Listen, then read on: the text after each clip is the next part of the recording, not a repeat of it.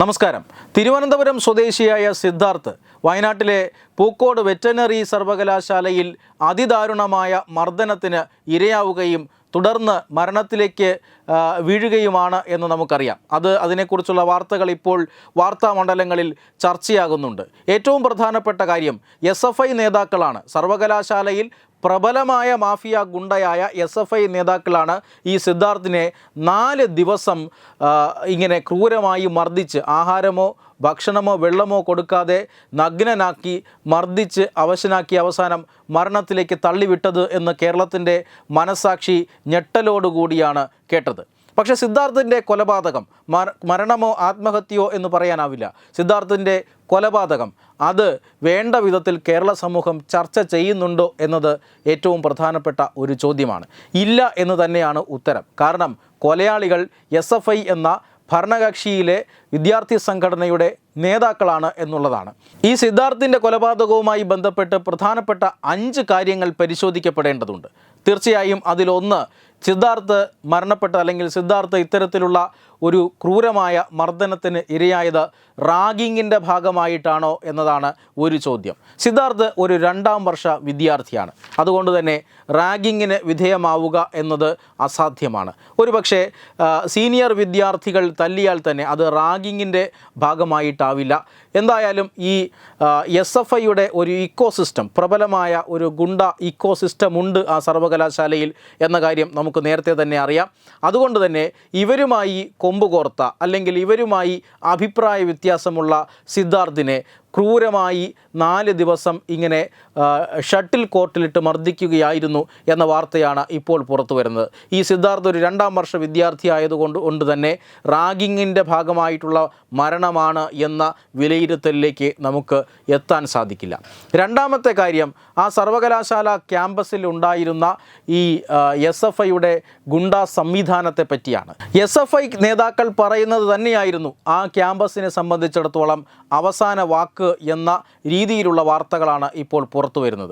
പല അന്യസംസ്ഥാന വിദ്യാർത്ഥികളും ഇതുമായി ബന്ധപ്പെട്ട് മൊഴികൾ നൽകിയിട്ടുണ്ട്. അവരുടെ മൊഴികൾ അനുസരിച്ച് സർവകലാശാല ജീവനക്കാരായിക്കോട്ടെ, അധ്യാപകരായിക്കോട്ടെ, വിദ്യാർത്ഥികളായിക്കോട്ടെ, ഇവരെല്ലാം ഈ പറയുന്ന SFI ഗുണ്ടകൾക്ക് വിധേയരാണ്. അവർക്കെതിരായി സംസാരിക്കുകയോ അവർക്കെതിരായി പ്രവർത്തിക്കുകയോ ചെയ്യുന്നവർക്ക് ഇത്തരത്തിലുള്ള ക്രൂര മർദ്ദന മുറകൾക്ക് ഇരയാകേണ്ടി വരിക സ്വാഭാവികമാണ്. അതിനെ ഷട്ടിൽ കോർട്ട് വിചാരണ എന്നാണ് പറയുന്നത്. ഹോസ്റ്റൽ വളപ്പിലെ ഷട്ടിൽ കോർട്ടിൽ കൊണ്ടുപോയി കെട്ടിയിട്ട് ഇങ്ങനെ പലരെയും മർദ്ദിച്ചിട്ടുണ്ട് എന്ന് ഈ മൊഴികളിൽ തന്നെ വ്യക്തമാണ്. അങ്ങനെ ഒരു ഷട്ടിൽ കോർട്ട് വിചാരണയ്ക്കാണ് ഇപ്പോൾ ഈ സിദ്ധാർത്ഥ് വിധേയനായിരിക്കുന്നത് എന്നാണ് സൂചന. മാത്രമല്ല, ഈ വിചാരണ നടത്തുന്നതും ശിക്ഷ വിധിക്കുന്നതുമൊക്കെ SFIയുടെ വിദ്യാർത്ഥി കോടതിയാണ്. അങ്ങനെ ഒരു സംവിധാനവും ഉണ്ടത്രേ. ഇതാണ് രണ്ടാമത്തെ കാര്യം. മൂന്നാമത്തെ കാര്യം, ഈ സിദ്ധാർത്ഥ് എന്ന ഒരു വിദ്യാർത്ഥിയെ 4 ദിവസമായി ക്രൂരമായി മർദ്ദനങ്ങൾക്ക് വിധേയരാക്കുന്നുവെന്നും മാത്രമല്ല ഈ സിദ്ധാർത്ഥ് മരണത്തോട് മല്ലിടുകയാണ് എന്നുള്ള വിവരം ആദ്യം അറിഞ്ഞത് കോളേജിലെ ആൻറ്റി റാഗിംഗ് സെല്ലല്ല, അവിടുത്തെ ലോക്കൽ പോലീസ് സ്റ്റേഷനിലല്ല, കേരളത്തിലെ വിദ്യാഭ്യാസ വകുപ്പുമായി ബന്ധപ്പെട്ട കേന്ദ്രങ്ങളിലല്ല, കേരള സർക്കാരുമായി ബന്ധപ്പെട്ട കേന്ദ്രങ്ങളിലുമല്ല, മറിച്ച് ദില്ലിയിൽ പ്രവർത്തിക്കുന്ന ദേശീയ ആൻറ്റി റാഗിംഗ് സെല്ലിലാണ് എന്നുള്ളതാണ്.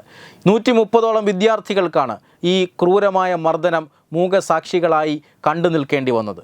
അവരിൽ ആരോ അല്ലെങ്കിൽ ഒരു സംഘമോ ദേശീയ ആൻറ്റി റാഗിംഗ് സെല്ലിൻ്റെ ഹെൽപ്പ് ലൈനിലേക്ക് വിളിച്ചതുകൊണ്ടാണ് സിദ്ധാർത്ഥ് നേരിടേണ്ടി വന്ന ഈ കാര്യത്തെ, ഈ ക്രൂരമായ മർദ്ദനത്തെക്കുറിച്ച് പുറം ലോകം അറിയുന്നതും സിദ്ധാർത്ഥിനെ ഈ ഷട്ടിൽ കോർട്ടിൽ നിന്ന് മാറ്റാൻ കഴിയുന്നതും എന്നുള്ള ഞെട്ടിക്കുന്ന വിവരമാണ് ഇപ്പോൾ പുറത്തു വരുന്നത്.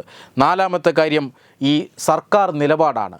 ഇങ്ങനെ ഒരു വിദ്യാർത്ഥി അതിദാരുണമായി കൊല്ലപ്പെട്ടിട്ടും അതിന് കാരണക്കാരായ അധ്യാപകരെയോ കോളേജ് അധികൃതർക്കോ എതിരെ യാതൊരുവിധ നടപടിയും എടുത്തിട്ടില്ല എന്ന് മാത്രമല്ല, ഉന്നത വിദ്യാഭ്യാസ മന്ത്രി അടക്കമുള്ളവർ ഈ സർവകലാശാല ഡീനിനെ പോലെയുള്ള ഗുരുതരമായ കൃത്യവിലോപം നടത്തിയ ജീവനക്കാരെ സംരക്ഷിക്കുകയാണ്. അതുകൊണ്ട് തന്നെ ഇതിൽ നിന്ന് ഒരു കാര്യം വ്യക്തമാണ്, പ്രതികൾ SFI നേതാക്കളായത് കാരണം സർക്കാർ ദുരൂഹമായി തന്നെ ഈ കേസിൽ ഇടപെടുകയും പ്രതികളെ രക്ഷിക്കാനുള്ള കൃത്യങ്ങൾ നടത്തി വരികയുമാണ് എന്നതാണ് ഇപ്പോൾ ലഭിക്കുന്ന സൂചന.